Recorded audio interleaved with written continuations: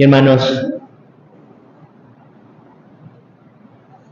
estamos celebrando esta fiesta de un Papa, San Pío V. Yo como nicaragüense, imagino a todos ustedes, cuando hablamos de un Pío V, pensamos en un dulce bien sabroso. ¿Sí o no? Pero fíjense que cuando nombraron a Pío V, él era, me parece a mí, dominico. A él lo nombraron y él cogió el dinero que tenían para el banquete de hacer la fiesta para celebrar que lo nombraron Papa, cogió todo ese dinero y lo repartió entre los hospitales de Roma. Entonces no sé cómo sería ese banquete, ¿verdad? No tenían casi nada para ese banquete. Y es interesante este Papa que vive un momento muy específico de la historia. Había pasado la reforma de Lutero. Carlos V, emperador, que era el emperador de esa parte de Alemania, estaba muy preocupado porque Lutero estaba ahí corrompiendo a esos pueblos y él quería que se hiciera el Concilio de Trento. Y los papas como que no le colaboraron mucho a Carlos V. Carlos V era el emperador. Tuvieron que hacer 3 intentos para lograr terminar el Concilio de Trento. Y lo hacen en Trento precisamente para hacerlo un poco más cerca de Alemania.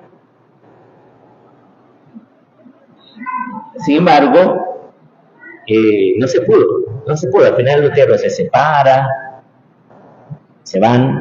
Sin embargo, este Concilio de Trento es algo muy interesante porque fue impulsado por este Carlos V cuando finalmente pues ya los papas lo apoyan. Es como diseñado, por así decir, por los profesores de Salamanca. O sea, hay una influencia muy española de querer reformar de verdad a la Iglesia. Y este Pío V es el que va a poner en práctica muchas de las cosas que había dispuesto ya el Concilio de Trento. Por ejemplo, Pío V es el que dispuso por una normativa que hace de que los obispos residan en su lugar, o sea, donde en la diócesis donde ellos tendrían que estar, ahí tienen que residir, dice. Es más, no solo residir, sino visitar todas y cada una de las parroquias. También los párrocos, dice, los párrocos también tienen que residir en su parroquia. No por casualidad, generalmente ustedes ven en las iglesias católicas al lado, muy cerca, por lo menos siempre está la casa cural. Eso fue un mandato de Pío V, que los curas estuvieran cerca de las parroquias. Y eso es una manera de estar disponibles al servicio, los sacerdotes. Otra cosa que hizo Pío V fue que estableció el misal, que es conocido como el misal de San Pío V, que fue el misal válido desde esa época hasta el Concilio Vaticano II. ¿Por qué el Concilio de Trento establece un misal? Bueno, el Concilio de Trento no lo establece, pide que se establezca un misal, y es Pío V el que lo va a establecer. ¿Por qué se hace eso? Porque sucedía, ustedes saben que en esa época a veces había como intentos de que los gobiernos, los reyes, querían dominar sobre la iglesia, y la iglesia quería enseñarle a los gobiernos cómo debían ir adelante, gobernando. Entonces había como disputas ahí. Entonces, a veces sucedía que, por ejemplo, un gobernante de un cierto lugar, tal vez no solo un rey, un duque, lo que fuera, un funcionario de una localidad, él construía una iglesia y entonces llamaba a uno cualquiera y le decía: vos vas a celebrar la misa, porque vos sabés leer en latín, entonces vos vas a celebrar la misa. Pero a veces esos que llamaban no tenían ni idea de cosas de la iglesia, simplemente porque sabían leer y escribir.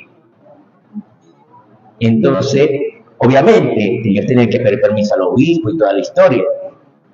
Pero entonces el Concilio de Trento establece que todos los sacerdotes tienen que ser formados en seminario, ¿verdad? Eso fue establecido en el Concilio de Trento.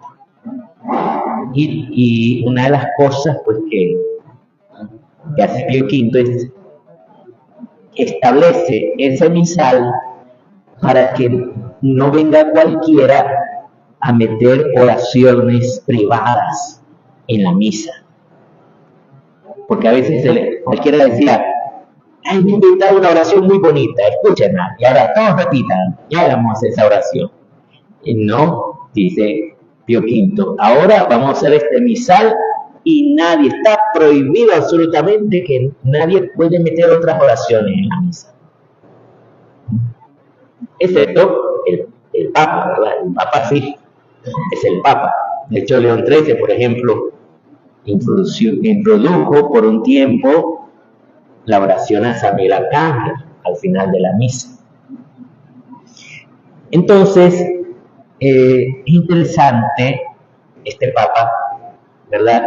Tiene algunas cosas también de humildad. Por ejemplo, él muchas veces, cuando iba en las procesiones, allí en Roma, ustedes saben pues que también el Papa pues salía en la procesión, acompañando las procesiones, y entonces él iba descalzo, como un signo de humildad. Porque en aquella época muchos de los papas iban vestidos elegantemente, iban con los mejores calzados y no sé cuántas, y él no, él iba de una manera, sí, una forma decente de vestir, pero tampoco exagerada, incluso muchas veces descalzo. Él quería andar pobre entre los pobres. Entonces, fíjense hermanos, cómo Dios va suscitando santos en la medida en que es necesario. También aquí en América surgieron santos. En Perú, por ejemplo, un obispo que era Santo Toribio de Mogrovejo, él se visitó toda su arquidiócesis, y toda su arquidiócesis prácticamente comprendía todo Perú, parte de Chile y parte de Ecuador, o sea, todo el virreinato. Él se lo recorrió toditito, visitó cada una de las parroquias. Eso hizo Toribio Mogrovejo. Y también en Perú tenemos Santa Rosa de Lima, San Martín de Porres, cómo se van suscitando los santos, ¿verdad? En esa época en que aparentemente Lutero había dicho: no, es que esa iglesia está corrupta. Pues nada de corrupto. Aunque en realidad hay escritos de Lutero que dicen, no, a mí no me interesa si la iglesia está corrupta o no. Yo lo que estoy en contra es de la doctrina que enseñan. Entonces, muchos dicen, es que por eso, como la iglesia estaba corrupta, entonces Lutero se rebeló contra eso. Pues no. Lutero lo dijo en sus escritos, que a él le importaba poco si la iglesia estaba corrupta o no, sino que lo que le interesaba era cambiar la doctrina. Eso era lo que él quería. Entonces, el punto es que se van suscitando los santos. Y ahí vemos que realmente la iglesia sigue siendo una obra del Espíritu Santo. Por eso, hoy en día, también surgen los santos. Tal vez ni siquiera los vemos, que son fieles a la voluntad de Dios. No solo en venir a misa o en hacer las oraciones, sino en buscar qué es lo que Dios quiere para sus vidas y realizarlo. Son las obras de Dios en medio de su iglesia. Por eso bendigamos al Señor, porque Él sigue actuando en nuestra vida.